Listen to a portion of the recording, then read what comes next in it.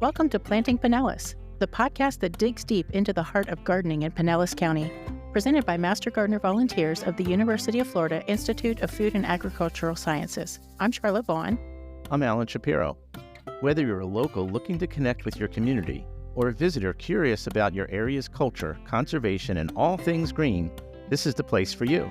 Join us as we explore the people, places, projects, and of course plants that make Pinellas a thriving hub of sustainability, innovation, and natural beauty. From gardening tips to environmental initiatives, we've got the roots of Pinellas covered. So grab your gardening gloves and let's get started. Hey everybody, welcome back to Planting Pinellas. It is a new school year starting up this month in August, and lots of things going on all around the county that kind of put us in more of a focus on the youth in our area. And I thought that it would be perfect timing to have our 4-H youth development extension agent, Emily Schoenfelder, here on the podcast and just talk about some of the kind of plant nerd adjacent things that 4-H can do. And before we really dive totally into it, 4-H isn't what it used to be. There's so much more to it that still applies in an urban setting, right? Absolutely. Yeah, thanks so much for having me. And it is really always exciting to talk about what 4-H is here in Pinellas County and in other urban environments, because although our roots are with agriculture, we have gone so far beyond that. And so we offer anything that young people are interested in. We have programs that can accommodate that. So we do a lot of STEM programs. We do what we call MESH programs, mental, emotional, social health programs. We have leadership programs. And so we go well beyond the agriculture, although our roots are still there and we still have some things that focus on agriculture, horticulture, environmental sciences, but we go beyond that as well. And it's always exciting to see the things that our volunteers and our young people accomplish. So you mentioned volunteers now. So it's not just you that's doing all of this. No, luckily. We have an army of volunteers who are very dedicated. So our volunteers have to be level 2 screened, and so they have to go through a background check to make sure that everyone stays safe in our programs, and then they are kind of empowered to do what they're passionate about. So our volunteers can lead clubs or lead programs based on whatever they're interested in. So we have some volunteers who love the kind of traditional 4-H model, and they have clubs that meet with young people. They work with youth officers who are elected to lead the clubs and decide on what the programs look like, and they choose projects in their clubs that could be a vast array of things. We also have clubs that are just very short term and want to focus on forest ecology or want to focus on teaching kids about insects, and they focus on those specific things. So our volunteers are a huge help to us. So how do the youth find out about these programs? How do they decide they want to get into them? And I guess kind of an axillary question to that is, we're at the Chester Oaks Center. Yes. Not all of these clubs go on right here, but some do. Right. So you can find out about us. The best way is to do it on our website. An internet search for Pinellas 4-H should pop us right up. And we have a lot of information there. And you can find my email address. So I'm, again, Emily Schoenfelder. You can find my email address. You can email me with any questions. So that's the best way to get introduced. We are a really big, complicated program because we touch on all of these different things. And so it can be a little bit overwhelming to start, but my advice to families is find something that your kiddos are passionate about and kind of jump in there and then explore the other things we have to offer. Then you mentioned the Chester Oaks Center. Yes. So this center that we're at, the Chester Oaks 4-H Educational Center, is one of our meeting places. It's the only facility that we have like this, that it's kind of set aside for youth education. And we're really excited to have it. So we have an educational space, we have a community garden, we have some big open areas where kids can run around and explore. And so we utilize the space, but our clubs and our young people meet other places as well. So we're scattered throughout the county. But even saying that it's set aside, like, it's not that this is only 4-H on this property, because obviously we're here. Exactly. Yeah. Right. The community garden is, I would say, for the most part, And the honey adults house. and families that, they have the individual plots in the garden. And so there might be some 4-H participants that are working in the garden with their family and their plot, but that it's not just 4-H. So it really is kind of a multi-purpose facility still, but you kind of have to come through one of those avenues or clubs or something to really access the amenities here. Right, exactly. And it once you kind of have connected with us, there are lots of ways to be involved. As you said, we have the plots for community members and for master gardeners, and we love to see kind of the synergy between those. So for instance, last year, our club that meets here regularly, they focused on gardening as their project. And so both our master gardeners and our community volunteers came into their club meetings and taught lessons and taught the kids. One of the things they were really excited about was planting potatoes. They didn't know how potatoes grew. And so our master gardeners taught them how to do that. They learned about composting, and our volunteers helped keep their garden beds going when it was super hot and all the kids couldn't get over to water, things like that. And so to see that kind of intergenerational and inter-program synergy was really fun to watch. I feel like that's kind of what 4-H has always been, because if you look back at some of the roots of how it even got started, that this was over 100 years ago, that the name was officially adopted in 1912. So this has been a long time that it's been going on. But out in the Midwest in Ohio, that it began as a way to pass along those traditional skills that from one generation to the next, that you are just kind of coming alongside. If you tell me I forget, if you show me, I can learn. You know, it's that whole experiential learning that I think that gets deeper ingrained in us than any other books or lectures or anything that we can listen to. Let me do it. Let me try it. Exactly. And the motto of 4-H is learn by doing. And that's really what we focus on. So our volunteers are trained in experiential education.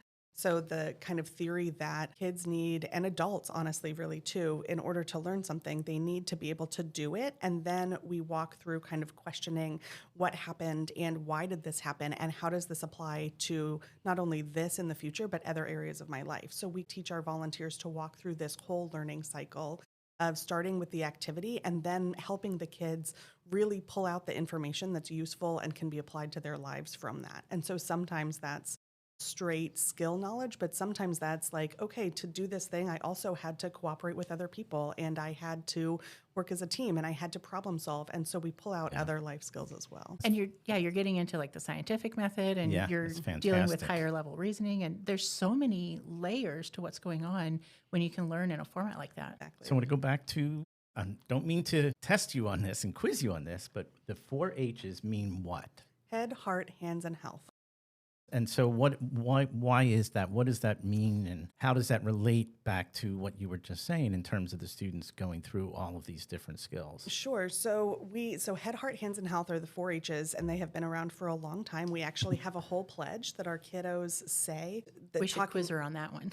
I pledge my head to clear thinking, my heart to greater loyalty, my hands to larger service, and my health to better living for my club, my community, my country, and my world. Love it. That was very good. Thank you. Well, most of our 4-H members can recite that without a problem. We do it at almost every meeting. And we do it to remind kiddos that this is what we're doing.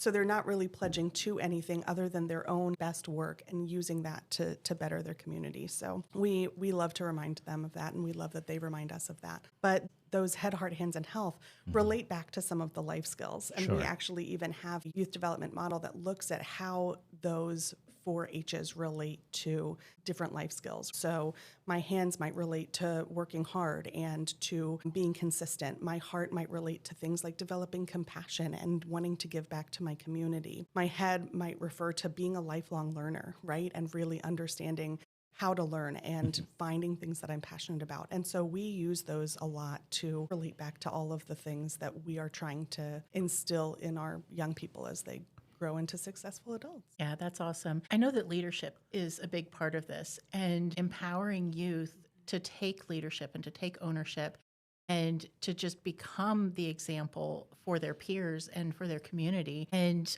I think that is such an excellent attribute of the 4-H program, how it really puts the ownership into the hands of the youth and even young kids. So just this season, my sister-in-law's niece is showing chickens and rabbits, and she has taken the whole project on herself. She's gone out and raised the money to buy them, raised them, entered, done all the paperwork, all the behind the scenes stuff. And she's, I think, 8. And she actually wrote an entry for a poetry competition for her state She won at the state level, recited her poem for the governor on live TV. Like, Wow. she's That's so cool. 8. It's just amazing. And how it just has empowered her to just run with things that excite her. And it's not just one thing. I mean, poetry, chickens, all these other things in between. Like, there's just so much to it that I think it's an amazing opportunity. And kind of coming back to Pinellas in the sense of, we talk about it a lot, that 4-H, extension in general, has a lot of agricultural foundations, and yet it's not a static program. It's a kind of evolving program where it takes a form that is relevant to the area that it's in. So we do have ag-related programs here, that we do have the gardening and the animal husbandry and horses and other things, but that's just one of many facets that are part of 4-H here. Exactly. So extension as a whole, and 4-H as the youth arm of extension, exists as a federal, state, and public partnership. And we keep that local community partnership because it allows us to respond to local needs. We don't just want to be guided by what's coming down from the university or from the USDA. So we have that community, that county partnership to make sure that we're responsive to that. And here in Pinellas, we have a mix, right? So we do have roots in agriculture here, and there are some people who are still doing that as their livelihood, and so that is their focus. And we want to allow young people who are passionate about that to learn more. And it does develop amazing levels of responsibility and dedication. But we have also been able to expand into these other areas because not everybody has room to keep a horse or has or chickens, right? Yeah. And so we try and find things that everybody can get on board with. And you had mentioned some of the leadership, and that is infused into all of our programs. So I had mentioned that we have youth officers. So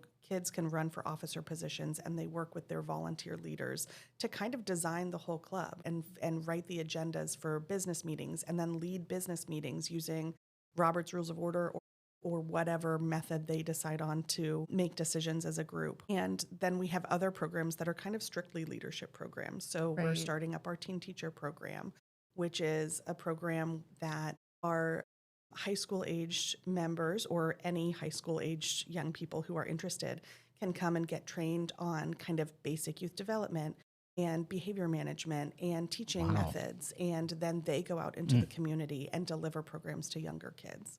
And so it gives them hands-on skills, and that can be on any topic that they're passionate about. And those skills can carry over into any industry that they move into as adults. Yeah. And just hearing those ideas, you're thinking, there's so many opportunities that a program like this gives them the tools before they're even through school. Yep, And that's where I was thinking in terms of these older students. Do you track these students as they move forward and move off into college and move off into the world a little? If that's the metric that you all use to look at what impact you have on the youth as they move through. Right.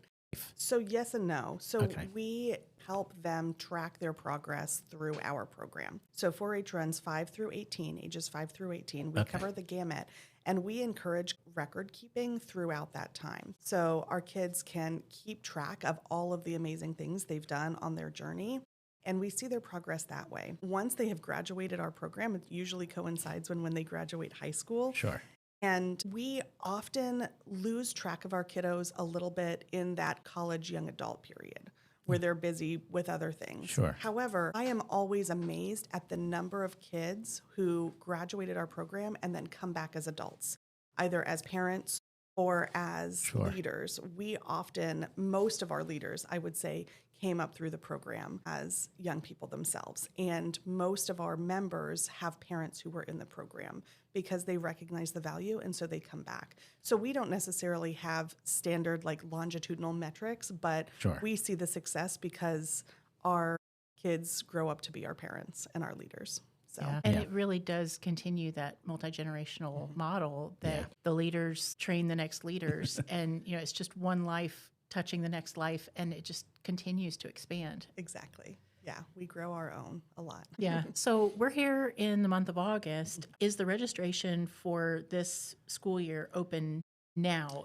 as of August 1st? It opens September 1st. Okay. So our leaders start enrolling August 1st. So we can make sure that we have our leaders in place. And so if there are volunteers who are interested in getting started, they can contact me and I can help walk them through that process and see what might be a good fit. And then starting September 1st, our young people and our families enroll. I'm going to put your contact info in the show notes. Thank you. That website that you mentioned earlier that has the local extension information, it's got your contact, and it also has Mr. H on there. So if anybody's familiar with Sandy, Mr. H, he's very much involved in 4-H. I think that's probably something related to his nickname, right? I think it fits, right? Yeah, but definitely if people are interested in getting involved, obviously you have to get the background screening if you're working with youth, but what kind of interests would fit? Now, I'm kind of leaning on one particular sort of obvious to us thing that we've got a whole setup of archery equipment that nobody's using. And, we've got the community gardens here that not as many youth are involved as there are adults, and that there's things that I can see pretty easily, but what is it that you see from a more direct perspective? So you hit on two that are kind of standing needs, right? So we do have archery equipment and we had a thriving archery program. And sometimes our club leaders' lives change and they can't do that anymore. Sure. And then we'd like to find their replacements. And that goes for the garden as well. So we used to have a garden club here at the Oaks that met very regularly. And one of our leaders had a life situation change and couldn't do that anymore. So we'd love to get that started again. Beyond that, I think that our needs are largely for general project clubs. So if a leader who really likes to work with young people and kind of guide them, but doesn't necessarily have a focus that they want to hone in on, then our general project clubs are great because they work a couple of different ways. Either kids work on their projects individually, and each kid can pick whatever project they want to do, and then the club meets together to talk about community service, to kind of build relationships and a sense of belonging, and to go over some of those broader 4-H ideas and themes. We also have clubs that the entire club votes on one or two projects and they do them together. And our club leaders will often find guest speakers who can come in and help guide on that specific project area. Are there specific guidelines with these projects for the students to follow? There are. So we have a plethora of 4-H curriculum. So we have just a storeroom full of 4-H project books, or what we call them, which are workbooks or activity books that guide our young people through their projects. So if they're interested in visual arts or performing arts or horticulture or foods and nutrition or making robots or doing computer science, we have curriculum for all of that. And their project book is included with their enrollment fee. The enrollment fee is just $25 for the whole year. Their project book is included in that, and they can work through as much or as little as they want, and that helps guide their progress through the year. So when people are considering getting involved and volunteering, I know that we have the facility at Chester Oaks in Largo, and the extension office has a kitchen area that there could be some cooking activities, that it's like a training kitchen area. But it doesn't have to be in Largo, right? They could have clubs that meet anywhere, any point in the county. Any point in the county. And so some club leaders will connect with a church or a community center that's in their neighborhood and hold meetings there. Some club leaders will visit various parks, and their meeting location changes month to month, and they will go to different locations.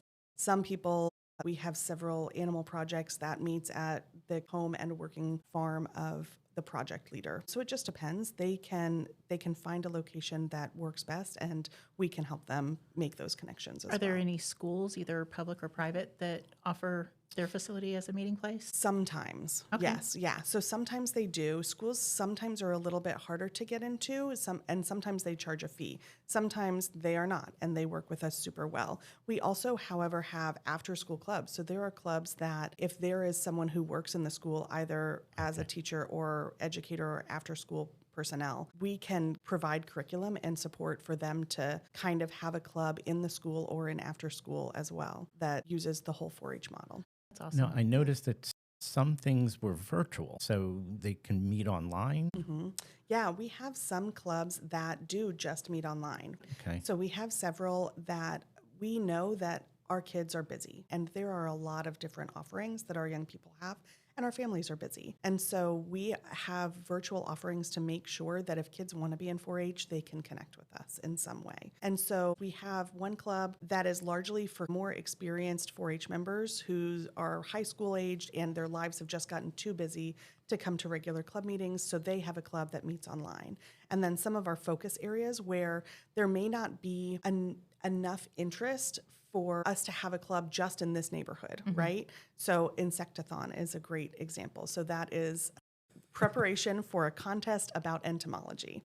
It Love is. it. It's super exciting, and the kids love it. But that's not everybody's jam, and so we maybe don't have enough kids right here in this neighborhood to form a club. So we open that up virtually so anybody around the county can come and participate in that. And some of these things only meet like once a month, or that they do a combination of some in person and some online. So you mentioned the entomology, and I'm looking at a list that there's forest ecology, there's a dog club, a horse club, actually a couple of horse clubs, and we talked about the Brooker Creek Explorers, and I know a lot of our listeners tend to be spread out around the county, including North County, where we've got Folly Farm and Brooker Creek and these other amazing facilities that people can get involved at the 4-H level or just at their own leisure. Amber Glen was something that you mentioned. Can you talk a little bit more about what that is? Yeah, Amber Glen is a farm and home of one of our club leaders.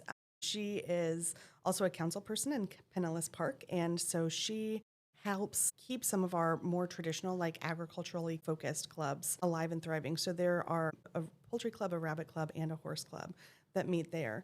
And so most of our animal sciences are focused there, and she does a great job working with our young people to get them excited about that and help them show those animals if they're interested in doing contests. And if they're just interested in learning more about this animal, that's okay too. And that's not far from the Patty Johnson farm. And I noticed that there's an event coming up in, I think you said November. Yes. Where there's an agricultural festival at Patty Johnson farm that 4-H is part of. Exactly. So AgFest is going to be November 14th this year at Patty Johnson Farm. And so 4-H, we partner with Farm Bureau to offer kids activities at that. So you can come out and they usually have a poultry show and a rabbit show.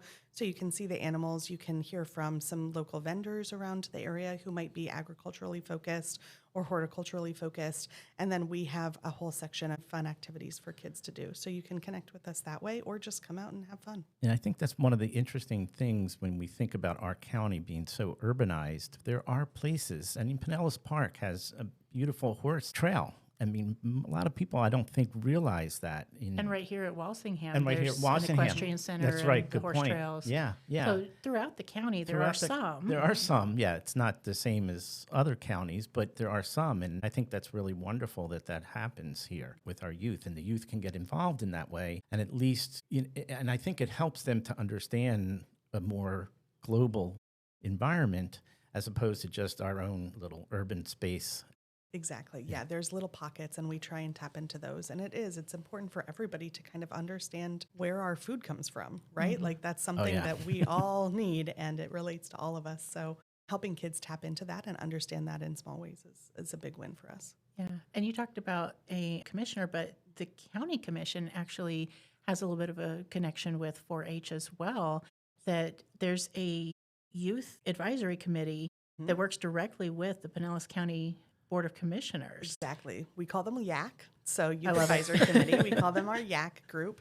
And YAC is a group, our teenagers from any high school in the area can apply. Some do it multiple years, some just come once, and that's okay. But it's for young people who are interested in learning more about the county and maybe having a voice in what is important to youth in the area. And so we meet starting through the school year. Our first meeting is in September. Our application process will go out right at the beginning of school, so kids can find out about that through their schools. And young people apply. The applications are selected and chosen by the commissioners who review all of them, and Extension and 4-H and the commissioners all work together. And there are two county commissioners Commissioner Nowicki and Commissioner Latvala are our designees, or our kind of liaisons this year. And they rotate every few years, but they come to our meetings and the kids get to know the commissioners.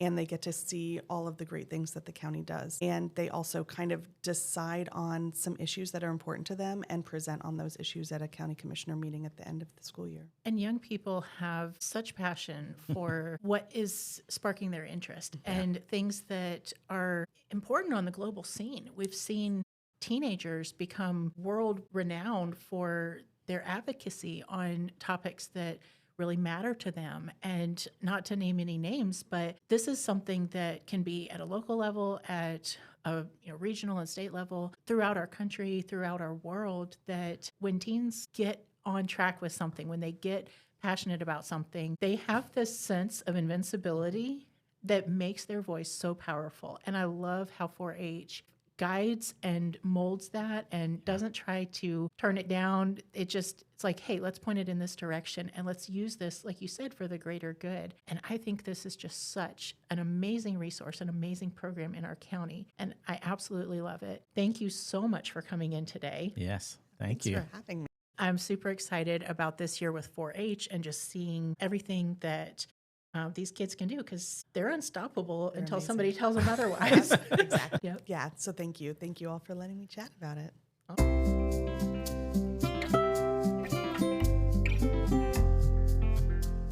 So we are moving into the Ready, Set, Grow portion of our episode for August. And the month of August is still very hot. Definitely a little bit more on the rain. If we end up having some storm systems, that it's still challenging. It's still kind of a difficult time to really be doing a lot of gardening right now and just getting outside to do basic things. Get out early. Yeah, wear sun protection. Later in the day. Yes. When the sun comes Stay down. hydrated, all those hydrated. things. Taking care of yourself is the first step in taking care of your garden. So I know we talked about that last month, but it's still important. It's very important in Florida.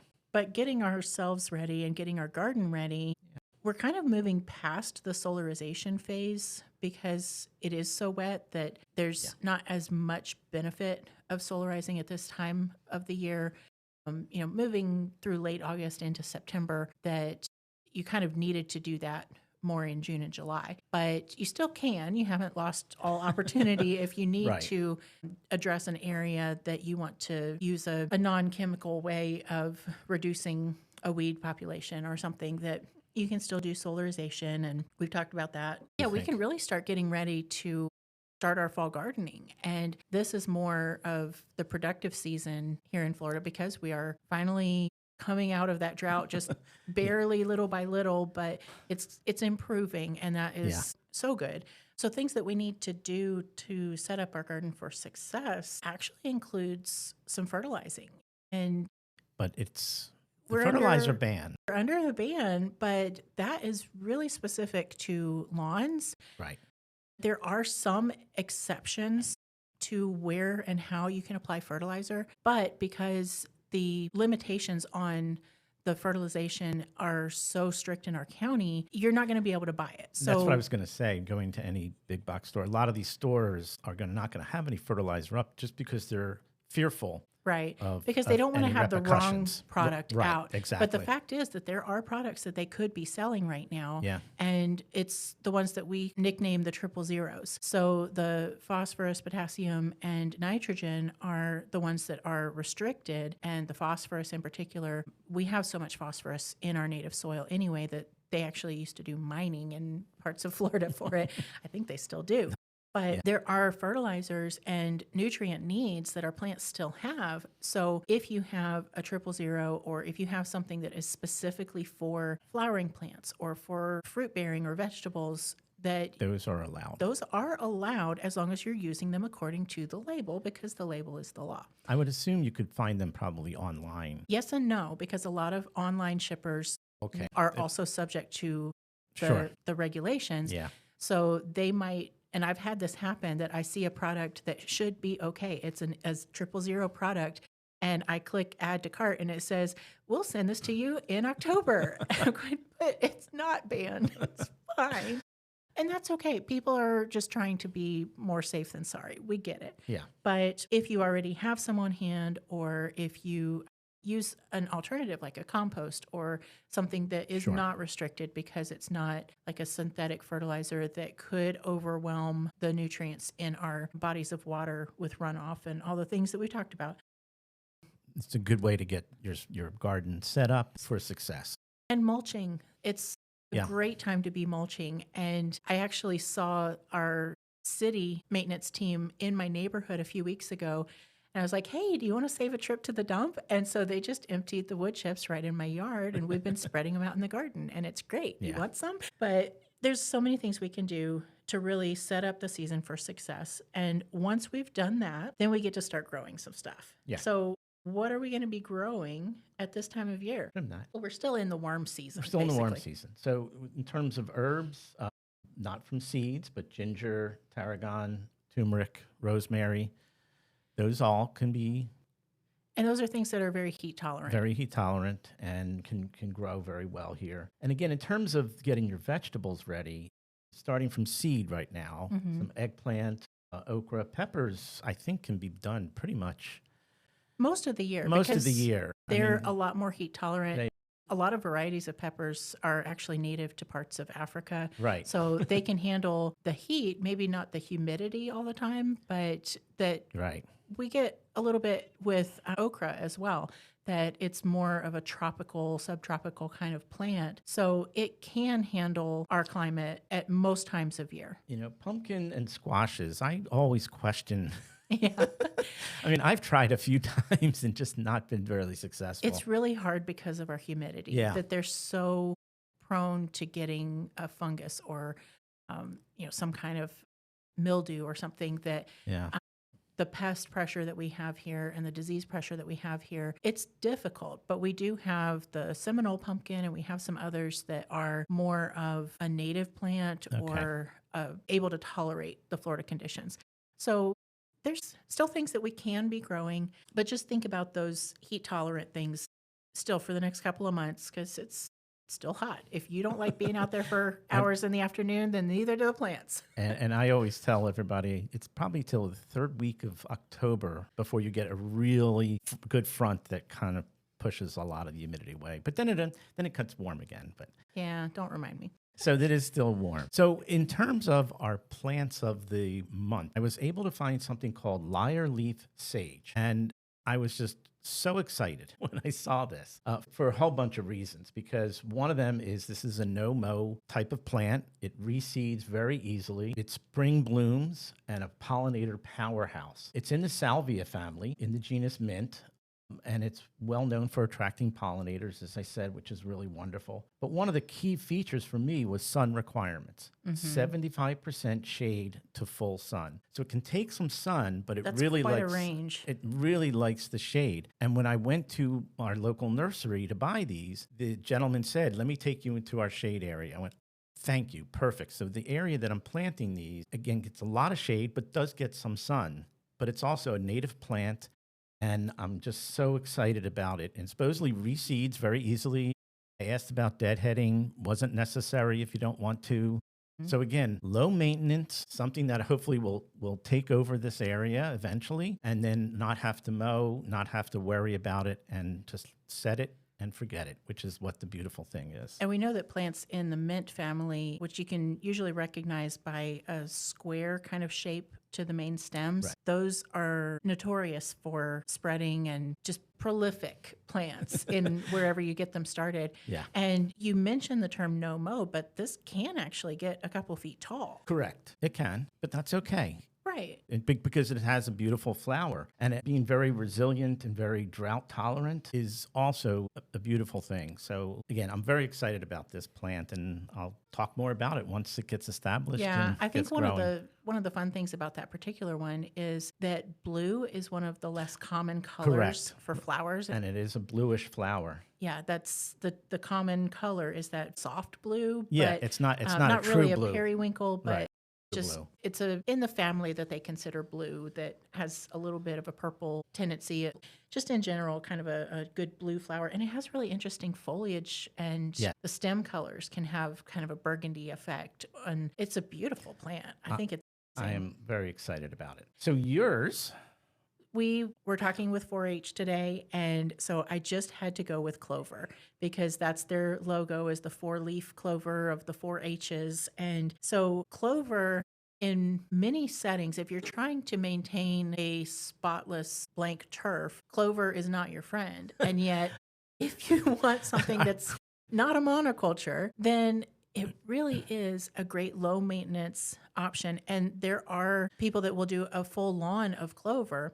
Now, some of the varieties that may be successful for that in cooler climates, even North Florida and above, can't quite handle the level of heat and humidity that we have here. So it may not be as much of a full lawn of just clover, but you could mix it in with other things, or you could use it in certain applications where maybe you've got a cooler section of your garden or something that's more shade, or you could just use it as a cover crop and understand that you don't want it to last all year, but you're using it to help restore your soil, because clover is one of the legume type plants where So the nitrogen it will fixing. fix nitrogen into the soil, and it can absorb it out of the atmosphere and transfer it right back in.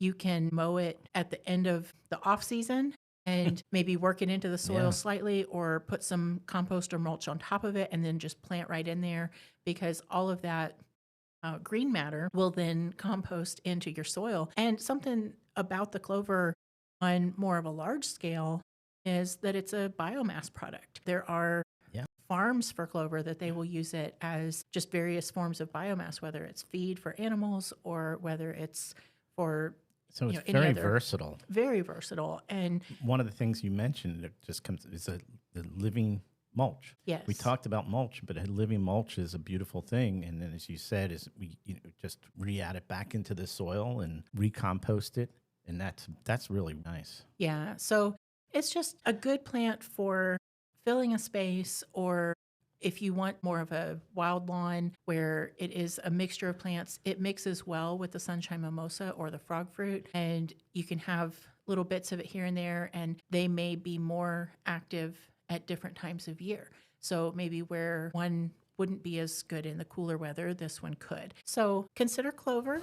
And I think it's a great addition, and it does show up all the time. I know I'm pulling it out all the time and trying to make it go to certain places, but sometimes it just yeah, and even just the fact of if you happen upon some of it and you don't see a 4-leafer you want to save, then just toss it in your compost pile, because it really is a great source of nutrients for your soil. And just anything that we can do that supports our ecosystem, supports pollinators, supports just our environment in general. both of these plants do that. Yeah. And I think that's what's really wonderful. And you reminded me about pollinators. Oh gosh, yes. Because in the month of August, we do have the Great Southeast Pollinator Census. That will be August 21st and 22nd this year. There are events throughout the county, either with our Largo Extension Office or up in North County, South County, or your own backyard. I had a great time last year, and I do still have that African blue basil that I used last year. And I was afraid that it was kind of aging out, but it is doing all right. So That's great. I might use that one again. I might pick something else, but And we'll put the link into the absolutely notes like So- we did last year. So it's a great thing to do. It's one of those community activities that really helps the larger Southeast here in terms of number of pollinators. And so they keep this data really can help a great deal. Absolutely. And there's some great classroom resources. There's a little sticker you can print out that I'm looking at with ladybugs going Right, across cool. it, and it says, I counted in the Great It's in our Southeast. county school was started, and yeah. Absolutely. So you could have it as an event at your school, or you could have it be a weekend project, because that's like a Friday, Saturday that either in school or the next day, just get out there, set a timer, 15 minutes, go on the website in advance, Great Southeast Pollinator Census, it's gsepc.org.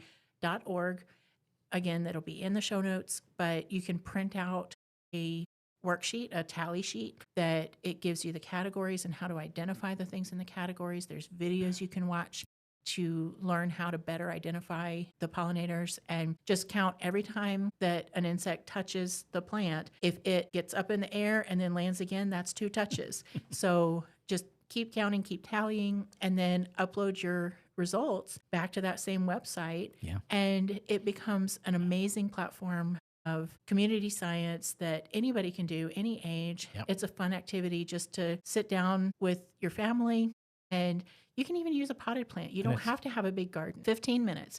You want to just count how many can I identify in that 15 minutes and mark it on your tally sheet and then look for another one. And it's a fun way just to connect with nature, either in your community or right at your own home. So we hope that you will get out, enjoy as the season continues, and keep planting. Absolutely. We'll see you next time. Thanks for tuning into Planting Pinellas. We hope you're feeling inspired to get involved, learn more, and grow alongside this incredible community.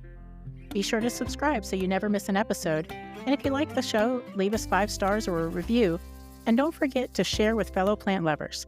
Until next time, keep planting, keep growing, and keep making Pinellas County a place to thrive.